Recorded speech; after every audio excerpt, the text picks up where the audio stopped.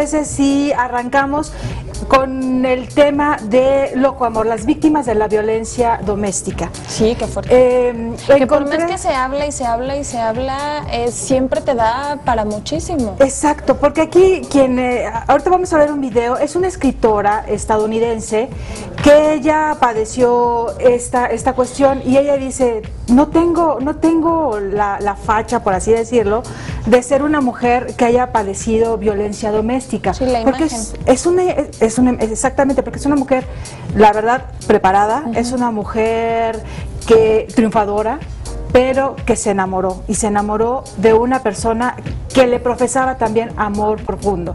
Entonces vamos a ver la historia de esta autora del libro Crazy Love. Ella se llama Leslie Morgan Steiner y nos editamos un poco el video porque es muy largo, de esta plática que nos habla sobre su experiencia. Vamos con producción. I'm here today to talk about a disturbing question, which has an equally disturbing answer. My topic is the secrets of domestic violence. And the question I'm going to tackle is the one question everyone always asks. Why does she stay? Why would anyone stay with a man who beats her? I'm not a psychiatrist, a social worker, or an expert in domestic violence. I'm just one woman with a story to tell. I was 22. I had just graduated from Harvard College. I'd moved to New York City for my first job as a writer and editor at 17 magazine. I had my first apartment, my first little green American Express card, and I had a very big secret. My secret was that I had this gun loaded with hollow point bullets pointed at my head by the man who I thought was my soulmate many, many times. The man who I loved more than anybody on earth held a gun to my head and threatened to kill me more times than I can even remember. I'm here to tell you the story of crazy love, a psychological trap disguised as love, one that millions of women and even a few men fall into every year. It may even be your story. I don't look like a typical domestic violence survivor. So my first message for you is that domestic violence happens to everyone. All races, all religions, all income and education levels. It's everywhere. And my second message is that everyone thinks domestic violence happens to women, that it's a women's issue. Not exactly. Over 85% of abusers are men. And domestic abuse happens only in intimate, interdependent, long-term relationships. In other words, in families. The last place we would want or expect to find violence, which is one reason domestic abuse is so confusing. I was also a very typical victim because I knew nothing about domestic violence, its warning signs or its patterns. One of the smartest things Connor did from the very beginning was to create the illusion that I was the dominant partner in the relationship. He did this, especially at the beginning, by idolizing me. We started dating, and he loved everything about me. That I was smart, that I'd gone to Harvard, that I was passionate about helping teenage girls and my job. He wanted to know everything about my family and my childhood, my hopes and dreams. Connor believed in me as a writer and a woman in a way that no one else ever had. And he also created a magical atmosphere of trust between us by confessing his secret, which was that as a very young boy, starting at age 4, he had been savagely and repeatedly physically abused by his stepfather. And the abuse had gotten so bad that he had had to drop out of school in 8th grade, even though he was very smart. And he'd spent almost 20 years rebuilding his life, which is why that Ivy League degree and the Wall Street job and his bright, shiny future meant so much to him. If you had told me that this smart, funny, sensitive man who adored me would one day dictate whether or not I wore makeup, how short my skirts were, where I lived, what jobs I took, who my friends were, and where I spent Christmas, I would have laughed at you. Because there was not a hint of violence or control or anger in Connor at the beginning. I didn't know that the first stage in any domestic violence relationship is to seduce and charm the victim. Now, the last thing I wanted to do was leave New York and my dream job. But I thought you made sacrifices for your soulmate. So I agreed, and I quit my job, and Connor and I left Manhattan together. I had no idea I was falling into crazy love, that I was walking headfirst into a carefully laid physical, financial, and psychological trap. The next step in the domestic violence pattern is to introduce the threat of violence and see how she reacts. And here's where those guns come in. As soon as we moved to New England, you know that place where Connor was supposed to feel so safe? He bought 3 guns. He kept one in the glove compartment of our car. He kept one under the pillows on our bed. And the 3rd one he kept in his pocket at all times. And he said that he needed those guns because of the trauma he'd experienced as a young boy. He needed them to feel protected. But those guns were really a message for me. And even though he hadn't raised a hand to me, my life was already in grave danger every minute of every day. Connor first physically attacked me 5 days before our wedding. Despite what had happened, I was sure we were going to live happily ever after. Because I loved him, and he loved me so much. And he was very, very sorry. He had just been really stressed out by the wedding and by becoming a family with me. It was an isolated incident, and he was never going to hurt me again. It happened twice more on the honeymoon. The first time, I was driving to find a secret beach, and I got lost. And he punched me in the side of my head so hard that the other side of my head repeatedly hit the driver's side window. And then a few days later, driving home from our honeymoon, he got frustrated by traffic, and he threw a cold Big Mac in my face. Connor proceeded to beat me once or twice a week for the next 2.5 years of our marriage. Back to my question, why did I stay? The answer is easy. I didn't know he was abusing me. Even though he held those loaded guns to my head, pushed me downstairs, threatened to kill our dog, pulled the key out of the car ignition as I drove down the highway, poured coffee grinds on my head as I dressed for a job interview. I never once thought of myself as a battered wife. Instead, I was a very strong woman in love with a deeply troubled man, and I was the only person on earth who could help Connor face his demons. The other question everybody asks is, why doesn't she just leave? Why didn't I walk out? I could have left any time. To me, this is the saddest and most painful question that people ask, because we victims know something you usually don't. It's incredibly dangerous to leave an abuser, because the final step in the domestic violence pattern is kill her.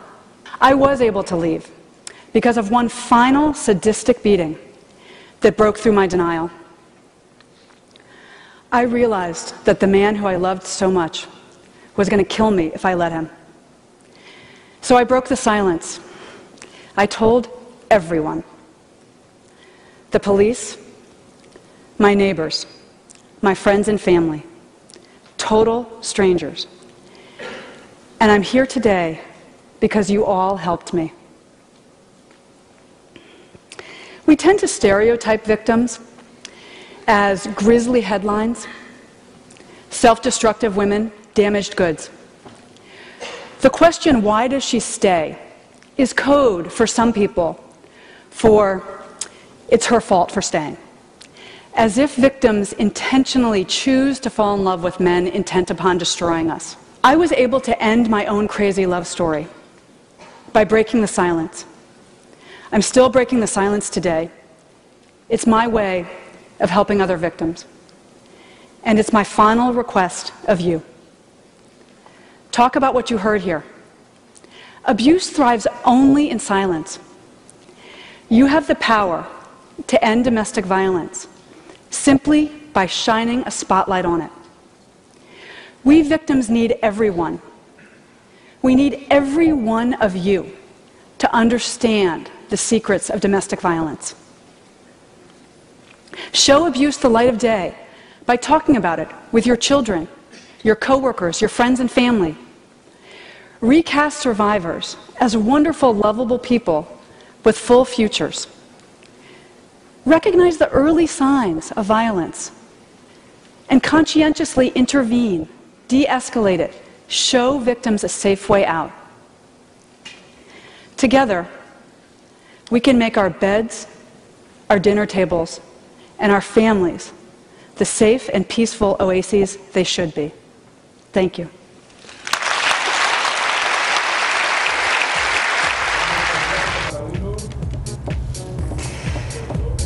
Pues aquí está el testimonio de esta escritora, editora. Ella trabajó en la revista Seventeen cuando tenía 22 años y nos dio su testimonio de este loco amor, como ella también titula su libro, y nos habla de estas fases en las que obviamente entra la violencia doméstica, y es bien fuerte lo que nos va contando, porque realmente ella dice, no parezco una víctima de violencia doméstica. Y no, porque incluso se ve con carácter, se ve con personalidad, digo, a los 22 años, pero aparte ni siquiera es una cuestión de edad, te puede pasar a los 22, te puede pasar a los 30, te puede pasar a los 15, no es una cuestión, como ella lo dice, ni de edad, ni de educación, ni, o sea, qué fuerte, y cuántas mujeres se han de haber sentido identificadas con ella. Y eso en muchos casos es parte de las víctimas. Exacto. Y de los desgraciados que abusan, porque de repente también escuchas historias donde este tipo está abusando de su familia, de su esposa y de todo el mundo, y lo ves y dices, no, yo no puedo creerlo, si se ve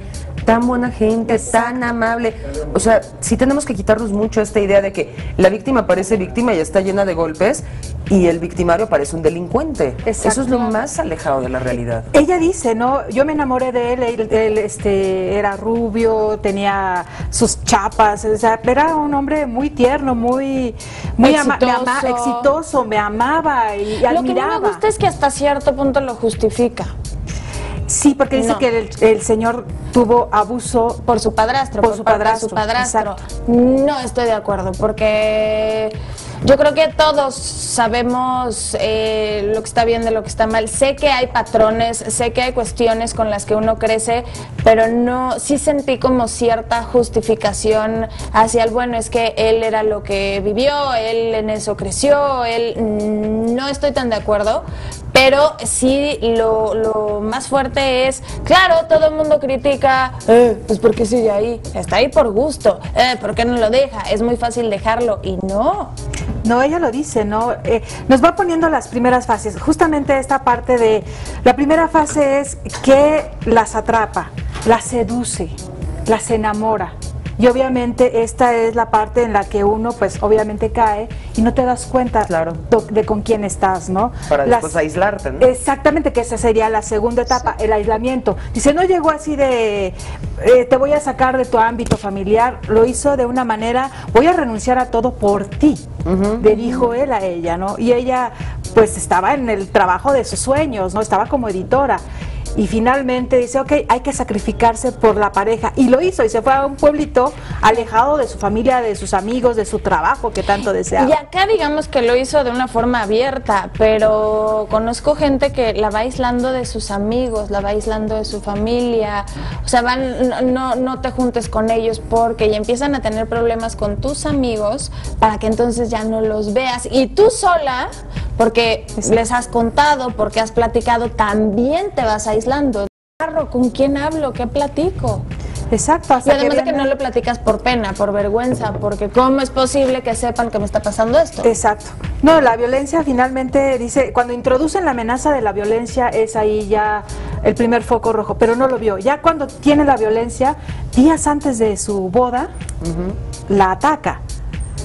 Y después dice, bueno, yo lo puedo cambiar, él tiene un pasado turbio. Que es lo clásico que pasa con todas las mujeres, no solo con los violentos, con los alcohólicos, con los deudores, con el que no le gusta trabajar. O sea, siempre está esta excusa de yo lo voy a ayudar, yo le voy a enseñar el camino correcto, es que pobrecito que ha sufrido tanto, pobrecito no ha tenido oportunidades, pero yo le voy a ayudar.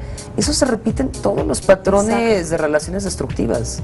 Y lo que dice, ¿no? Hay que sacar a la luz, hay que hablar. El silencio justamente es el que hace que el abuso prospere. Y lo dice, ¿no? Entonces, finalmente dice, hay que darle luz a lo que está pasando, contárselo a todo mundo, a los vecinos, a la policía. Finalmente a extraños, exactamente, que estén justamente de este aislamiento, que ahí quede, porque dice, la última fase es la muerte de la víctima, porque dejar a un abusador es muy peligroso. Sí, claro. Entonces creo que es un tema que siempre seguirá y está latente en todas partes del mundo, y las mujeres lo sufren, y hay que hacer, obviamente, y los niños.